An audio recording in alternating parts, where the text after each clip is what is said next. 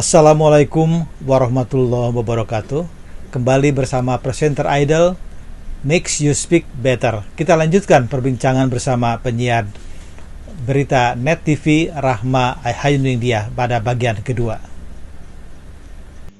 Nah, sebagai public figure, seorang penyiar tidak terlepas dari para penggemar. Nah, ini yang penggemar ini kadang-kadang suka suka ingin tahu aja tentang Suka kepo ya Kak? kepo ya istilahnya. Iya. Apakah apakah Rahma punya pengalaman menarik sekaligus unik dalam menghadapi para penggemar ini?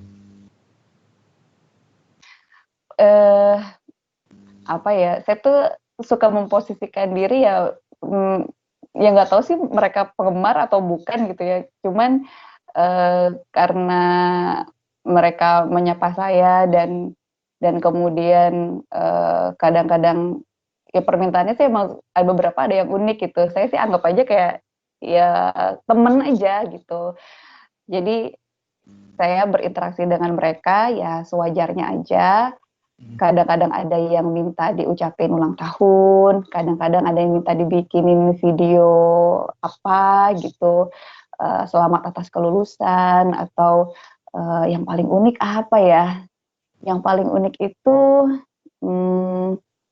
paling beberapa teman saya gitu. Saya menyebutnya mereka teman-teman saya sih karena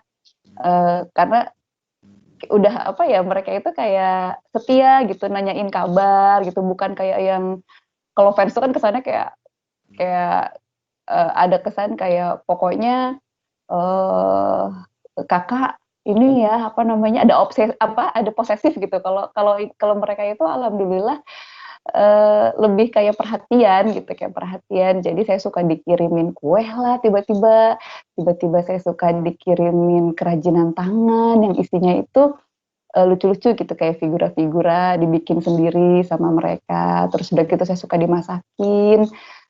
Jadi suka lucu aja sih. Seneng gitu karena ada yang perhatian. Ya saya balas dengan perhatian lagi tapi pastinya dengan yang semampu saya gitu. Ya sejauh ini artinya tidak ada yang aneh-aneh, masih sifatnya masih normal ya.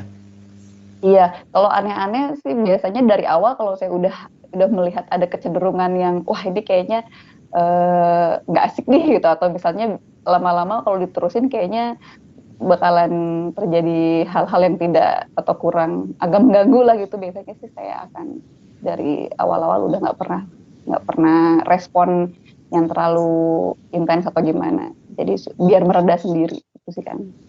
Ya, kita tahu ya, para penggemar itu biasanya ingin tahu aja aktivitas idolanya, masalah-masalah pribadi kita ya. Nah, bagaimana Pak menjawab keingintahuan mereka tentang masalah pribadi dengan cara yang sopan ya, tapi juga bijaksana gitu. Iya, kalau sejauh ini sih memang saya agak membatasi diri, tapi dalam arti selama mereka menanyakannya yang ada hubungannya dengan pekerjaan atau mereka ingin minta bantuan saya yang ada hubungannya dengan pekerjaan, misalnya Kak mau tipsnya dong misalnya gitu, atau gimana sih Kak caranya melatih diri untuk bisa menjadi seorang presenter. Nah itu sih saya justru antusias untuk membantu mereka. Cuman kalau misalnya sifatnya kemudian udah sangat pribadi gitu, biasanya sih ya udah nggak pernah saya respon sih, alhamdulillah nggak pernah ada yang sampai ngotot gitu ya. Sengotot-ngototnya ya paling hanya sebatas di notifikasi handphone aja, karena kebanyakan kan memang lewat sosial media. Kalaupun ada yang ngotot ingin ketemu langsung sih alhamdulillah, maksudnya kan kalau di kantor bisa kemudian ditanyain dulu gitu kan setiap orang yang datang kepentingannya apa. Jadi saya selalu dikonfirmasi dulu ini ada yang datang misalnya. Kalau saya merasa nggak kenal dan dia nggak pernah menyapa saya lebih dulu misalnya di sosial media sih saya nggak berkenan untuk ketemu gitu. Tapi kalau misalnya dia udah pernah menyapa saya, terus udah gitu kasih tahu alasannya ingin ketemu atau ingin menanyakan apa atau ingin tanya-tanya soal apapun yang ada hubungannya dengan pekerjaan, bisa ngebantu dia, biasanya sih saya akan dengan sangat senang hati dan juga semaksimal mungkin saya usahakan untuk merespon gitu. Kemudian bagaimana selama ini dengan keluarga Rama sendiri, apakah mendukung karir Rama sebagai penyiar ini? Alhamdulillah keluarga sangat mendukung dan sudah sangat mengerti, karena kan sebetulnya kan profesi saya ini di awal-awalnya itu kan ya kan Trisna pasti lebih paham lah ya kalau profesi presenter gitu. Cuman kan memang presenter itu tadinya bukanlah sebuah profesi yang saya cita-citakan gitu. Maksudnya nggak nyampe ke sana gitu. Saya hanya ingin kenapa saya ingin kerja di TV itu sebatas kayaknya enak ya kerja di TV itu bisa jalan-jalan gratis, sebatas sesederhana itu sih anak muda gitu kan, pengennya tuh jalan kemana, traveling kemana gitu. Padahal saat itu belum ramai Instagram gitu, belum ramai eksis foto-foto traveling gitu. Cuman dari dulu tuh emang pengen banget jalan-jalan. Nah, salah satu profesi yang bisa kita membawa kita kemana-mana itu kan reporter. Nah, di situ keluarga emang agak shock sih dengan cara kerjanya wartawan kok kayak gini ya gitu. Cuman pelan-pelan mereka paham karena ternyata kayaknya seneng gitu. Terus ya udahlah, kalau misalnya emang seneng ngejalaninnya, nggak ada berat hati gitu, ya dilanjut aja. Nah, terus kemudian akhirnya menjadi presenter itu udah semacam bonus gitu sih kan, semacam bonus, karena kan kalau untuk orang tua sesimpel mereka bangga gitu kan anaknya ada di TV gitu, padahal kan kalau di awal-awal paling cuma PTC aja kayak cuma 20 second gitu, mereka udah bangga banget gitu, udah seneng gitu.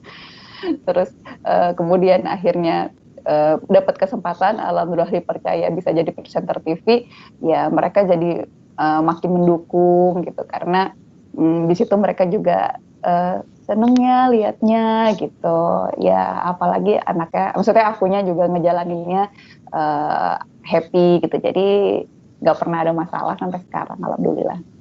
Ya, artinya bekerja di bidang media televisi benar-benar sudah menjadi passionnya Rahma ya. Iya, saya menemukannya akhirnya, dan akhirnya pun nggak sekedar jalan-jalannya gitu. Maksudnya, oh ternyata seru ya jadi seorang jurnalis itu, ternyata menyenangkan. Karena saya nggak ada keinginan tuh tadinya, nggak ada keinginannya kayak, wah kayaknya keren nih jadi jurnalis gitu. Meliput misalnya sampai yang ke daerah konflik atau jadi tim liputan investigasi, itu menurut saya tuh kasta yang terlalu tinggi. Saya tuh nggak bercita-cita untuk bisa sampai ke sana gitu. Tapi alhamdulillah beberapa kali ikut nyicip gitu, oh gini tuh rasanya liputan di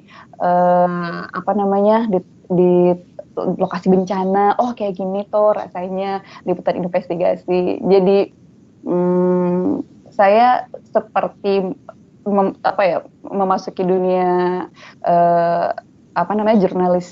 jurnalistik, terutama mungkin lebih ke jurnalis TV gitu, seperti terbuka aja gitu, terbuka cakrawala baru, kemudian jadi bisa berkenalan dengan banyak hal gitu, nggak cuma orang-orang latar belakang, tapi bener-bener kayak oh ternyata dunia ini luas sekali gitu, dan kita bisa belajar banyak dari apa aja yang kita temuin, orang yang kita temuin, situasi yang kita temuin. Ini saya kayak bener-bener menjadi wartawan itu kayak mempelajari kehidupan ya.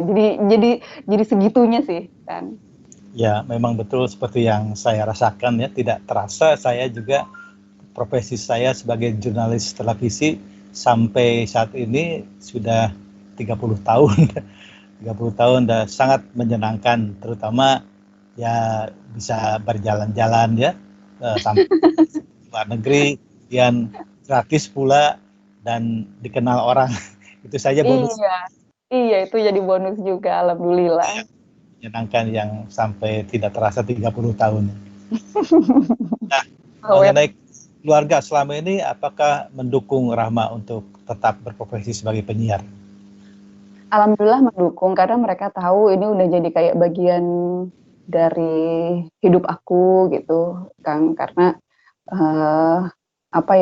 ya mungkin Kang Trisna juga merasakan gitu, ada rasa mungkin bangga pasti iya gitu, tapi lebih ada gimana sih kalau kita menjalani sebuah passion yang sudah bertahun-tahun gitu rasanya melekat, itu eh, apa ya, rasanya kan kita bisa apa ya namanya, ada aktualisasi diri di situ, itu pasti pasti ada perasaan itu gitu.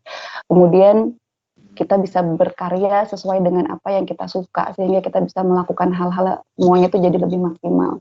Dan ketika keluarga melihat saya bekerja dengan se-passionate itu gitu, mereka ya jadinya feedbacknya ke saya positif gitu, karena ya kalau gampangnya kalau kita melihat orang kerja tapi kemudian banyak ngeluhnya, kadang-kadang kan kita jadi kebawa-bawa negatif gitu ya Kang ya. Nah, ketika kemudian keluarga melihat saya, atau nggak usah saya lah gitu, ya kebanyakan dari kita juga gitu, teman-teman wartawan kerja keras dari pagi sampai pagi lagi gitu.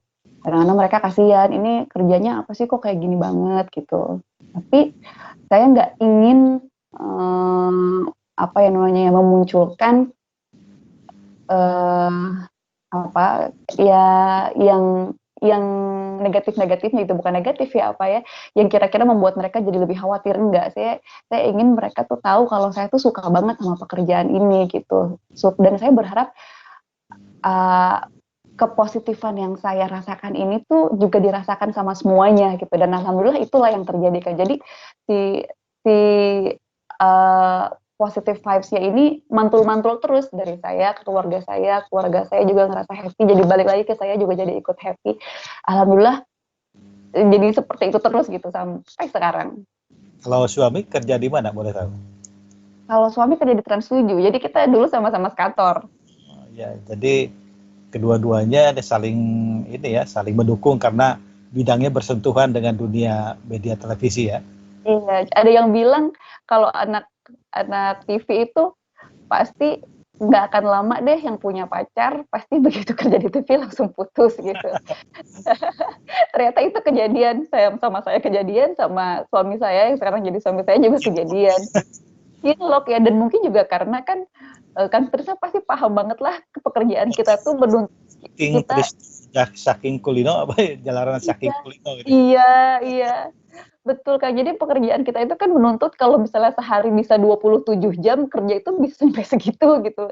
Mana harus standby on call terus gitu kan. Jadi rasanya pergaulan atau ruang sosial itu berputar aja di situ seenggaknya, kalaupun sama orang luar kantor ya sama-sama media gitu. Jadi kemudian akhirnya ya cocoknya sama mereka-mereka juga yang udah paham siklus hidupnya, siklus kerjanya, yang udah paham kenapa sih harus pulang pagi gitu, padahal baru aja maksudnya berangkat jam 7 pagi terus pulang jam 5 subuh gitu. Kadang-kadang kan kalau misalnya sama yang nggak seprofesi, buat apa sih dibela-belain kerja kayak gitu.